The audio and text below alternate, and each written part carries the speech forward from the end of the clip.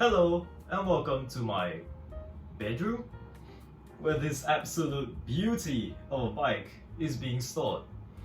Now I'm sure you've seen the title, $360. That's gotta be bullcrap, you know? But believe it or not, it does actually cost $360. So in this video, I'll be talking about my frame, what I love about it, and what I hate about it. So, let's get cracking. Unlike my frame, hopefully. Now this frame over here is a Delihea 4 F-O-R-E. I picked it up from the trusty AliExpress for a dangerously low $360 which by the way, is still less than the Canyon Aero handlebars. And you know how that went. Believe it or not, this frame over here wasn't the cheapest frame in my list, because that title belonged to a frame made by a brand called Seraph, which by the way, only cost $300 US. But the reason why I didn't get that frame was because you never really want to get the cheapest option when it comes to the trusty AliExpress. Because sometimes if you check out their reviews, you can see absolute horror shows which can be even dangerous. So it's best to get the second or even the third cheapest option. So when I purchased the frame, I was told by the supplier that it would take over 1 month to arrive to my house, which was a little bit sad, but funny enough, it only took 3 days. Because the supplier didn't realize that I was in the country where the frame was being stored in. Right, so the frame itself weighs 1,200 grams, the fork weighs 340 grams, and the seat post weighs 210 grams. Now I must state that those numbers are for a size 54 frame, and my frame is a size 48. So those numbers are actually less for my frame. But the truth is, I forgot what my numbers are, and I'm not taking apart my bike to find out. So for the paint, I chose a matte white color, which is absolutely glorious. Now in the photos they supplied, the paint just looked kind of like a sheet of paper, you know, just kind of white, monotone. But if you see the frame in person, it's beautiful. There's little hints of glitter embedded inside the frame, which just sparkle under light, which looks amazing. Now this is what I'm talking about when I was mentioning the frame. Look at the paint, it's beautiful. But if you check out the bottom bracket area and the chainstay, some of the grease when washing the drivetrain actually kind of splashes around onto the drivetrain, onto the chainstay. And you could get stuff like this. Now you can see it's not rubbing off. That's because it's a grease stain. Now you can actually get rid of it using some bike products and stuff, but I actually just use degreaser and you can just buff it out. Just like all things in life and AliExpress, there's always a needle in a haystack. I think that's the wrong terminology.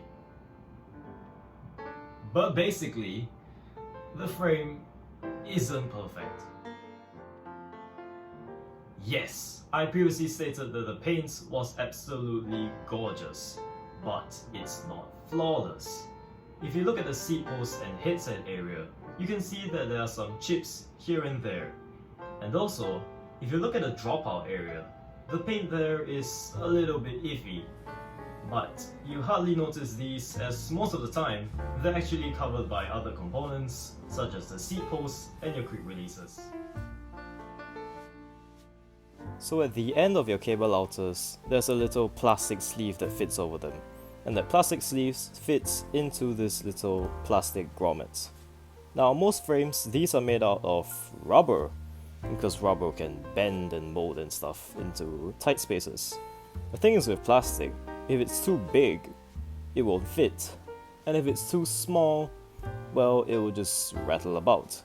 For this frame, it's too small, just like something else. But because it's too small, I've had to take it out and then tape the inside so that it will fit snugly into the hole. And for these little caps here, I've had to tape them as well so that they'll fit snugly into the other side of the hole. So basically for this one, I have to tape both sides because both sides are too small. Now the previous two problems aren't big problems at all, as they don't affect the way the frame works. But one thing that does is your derailleur hanger. Now the derailleur hanger is supposed to be a sacrificial piece so that if you crash, it'll break instead of your derailleur, or worse, your frame. Now the problem with this derailleur hanger is that they made it out of such a soft material that you can bend it with your bare hands.